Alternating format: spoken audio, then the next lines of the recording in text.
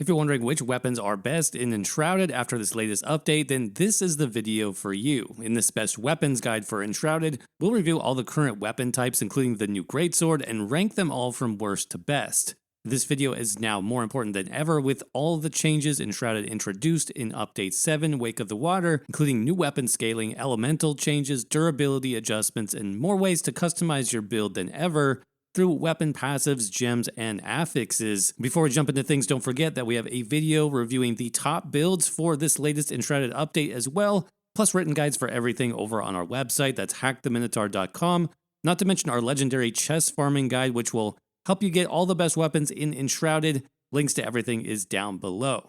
Now, coming in at number 5 on our list is the Dagger, the fastest melee weapon in Enshrouded, meant primarily to burst down enemies quickly from stealth. Now, the main strength of the Dagger is the quick attack speed, but also that it scales in effectiveness with dexterity. Unlike the two-handed Greatsword, for example, you won't struggle with ranged and melee stat distribution. You just stack your dex and then easily swap from daggers to a bow to deal great damage at any range. Even though it's not the strongest weapon type on this list, the developers continue to give love to the daggers in Update 7, as they've added the skill expose weakness, where when you crit with daggers, you increase damage dealt to that target by 25% for 3 seconds.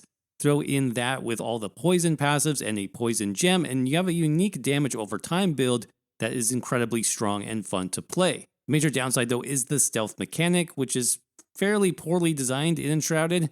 You have to crouch behind bushes, which are only found in the open world and pretty rarely, only to have the target recognize you just before you strike and eliminate your whole stealth build bonus setup.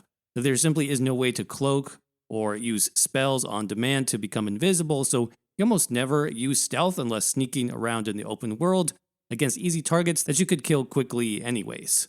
Ultimately though, if you decide to focus on the dexterity build, the bow is a much stronger option, as we'll see later on in this list. It does much more damage without even bothering with stealth, and you don't have to play in melee range either. If you still like daggers as your primary weapon, check out our assassin build guide linked in the description. The best daggers in the game currently are still the crystal knives because they give you a poison chance and health leech. Anything that can trigger poison, more health on melee targets, or backstab damage will be your go-to traits.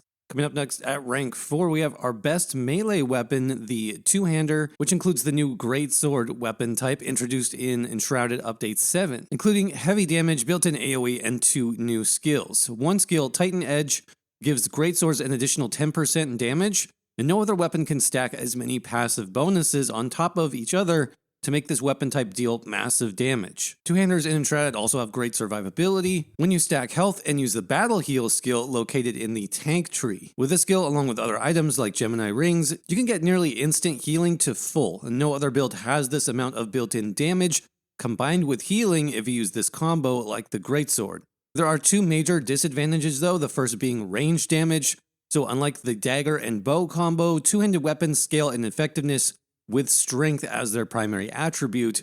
So if you want to use a bow at range, well, you need another 100 skill points or so to make this effective, unless you just want to use your bow to stun long-range targets with stun arrows. Now the devs have added 2 new skills to help with this, called Giant Slayer Hook and Grounding Hook. These use your grapple to pull you or the enemy, but it also costs a ton of stamina and usually doesn't work effectively versus bosses. The other weakness here is long swing animations. If you do a 4-swing chain, you can trigger the new skill called Whirlwind Crescendo. This is Enshrouded's spin to win, and it gives you built-in AoE damage at the end of the attack chain, but for a brutal 75 stamina cost. Different two-handed weapon types do have different swing animations though, but the Greatsword's unique animation can be hard to pull off and maintain that 4-chain attack without getting interrupted. Still, two-handed weapons in Enshrouded, including the new Greatsword, are super fun to play because you just swing away and do heavy damage. Plan to struggle a bit though when it comes to ranged targets or when you get interrupted by another melee target,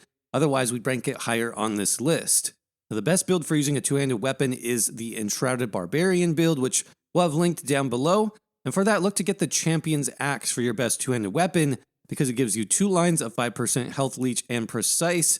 This allows you to forego 1 Gemini ring for a ring of the Ancients for even more melee damage, while still having great survivability. The staff comes in third on our weapons list for Enshrouded due to its range, burst damage, and AoE destruction. The mechanics of the staff include a charge time based on your spell. You can cast eternal spells, which never run out, or individual one-time use spells, which offer more damage but require gathering. And the one-time use spells are more powerful, similar to the Ranger's bow special arrows, and result in absolute AoE devastation, and are also the best way to clear waves of enemies quickly. So if you're using staves, look to take the Terror and Bloodletting passive in the Trickster skill tree. These give you orbs when you critical strike that regenerate resources and stun targets. The effect is similar to the bow. You launch a massive fireball at multiple targets, stun lock them only to cast another to destroy the entire group. You can further this devastation by adding 2 wizard skills, Chain Hit and Mass Destruction, which will shock enemies after dealing a critical. Getting your staff with the precise trait for even more crit chance becomes extremely important here to make the most out of that massive AoE damage. But the major downside to the staff is its cast time. At endgame, you'll be charging a 2-second fireball only to be interrupted, pushed back, or stunned. You could then swap to the wand so that you could block or regenerate some mana, and then try to cast your long-winded spell again. And you add to that the complex crafting materials required to get one-time use spells or eternal, and you end up with a similar weapon to the bow, just with some added cast time, which can cripple its overall effectiveness. Staff used to be the best weapon type by far in Enshrouded, but when you could get unlimited sustain, you could use Acid Bite and kill a boss with one cast. However, as the game has balanced both damage, resource, sustain with spells, the wand is now a better choice for players due to its simplicity and defensive capabilities when paired with a shield. Still, this can be a great way to go if you prefer the magical glass cannon playstyle. The best build for the staff is going to be the Enshrouded Wizard build, which we'll have linked below, and for that one, you want to check out the Violet Storm because it has Ruthless, Shock, and Opportunistic traits. The 3 pair very well with the Eternal Chain Lightning spell and Tide Collar Gloves for even more staff damage. But that brings us to number 2 on this list, the Wand and Shield, because Sustain is so much harder in Update 7. But the Wand now actually gives you passive mana regeneration, and the shields, called Wards, now also give mana regeneration and elemental effects like Ice and Shock. This not only makes you much tankier, but gives you mana for days, which can be useful when swapping to a staff for a massive AoE burst of damage or some extra healing. The Wand is a medium range weapon that hits hard but really shines once you get the Wand Master passive. This gives you 30% chance to spawn double projectiles. With this passive, you'll start to do much more damage while retaining your survivability, quickly blocking and blinking away from enemies. Pair that skill with Sting, and repeated wand damage is increased by 20%, giving you more incentives to spam those wand attacks over and over. And unlike the staff, wand attacks cost 0 mana and even restore mana with the Unity passive.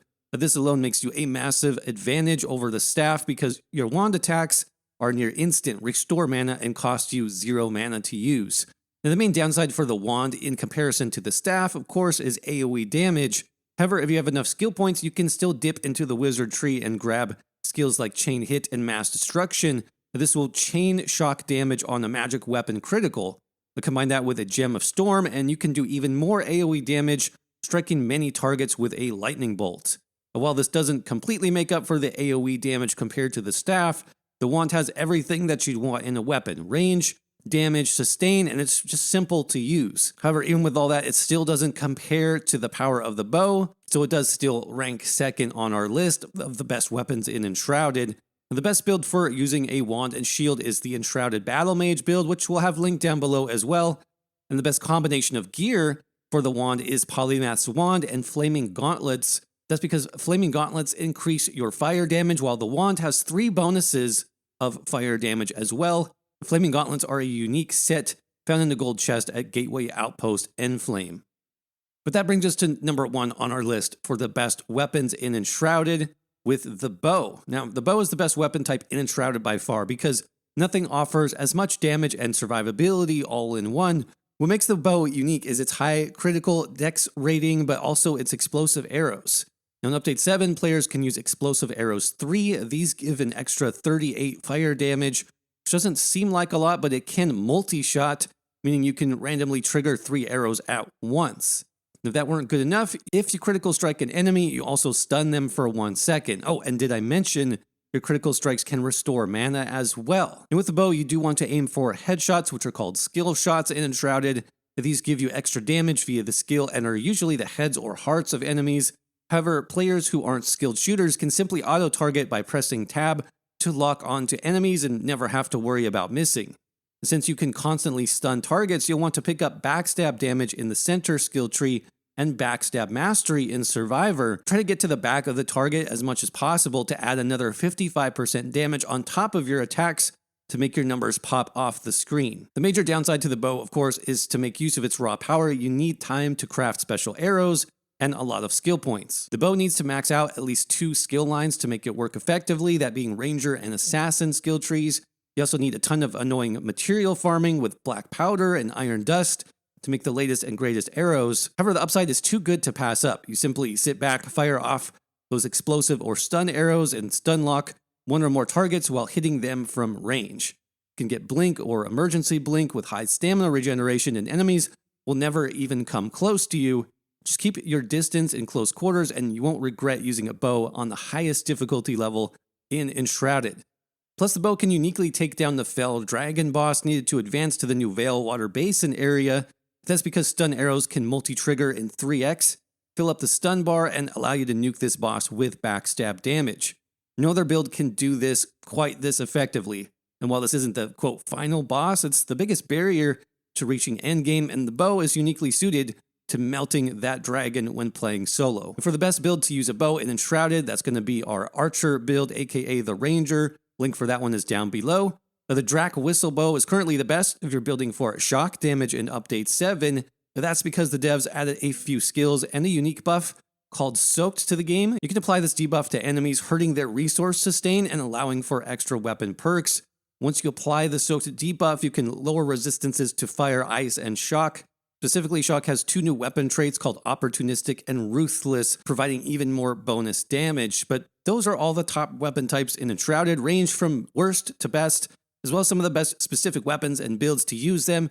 As always, if you found this video helpful, do us a favor and crush that like button so YouTube knows to share this video with others.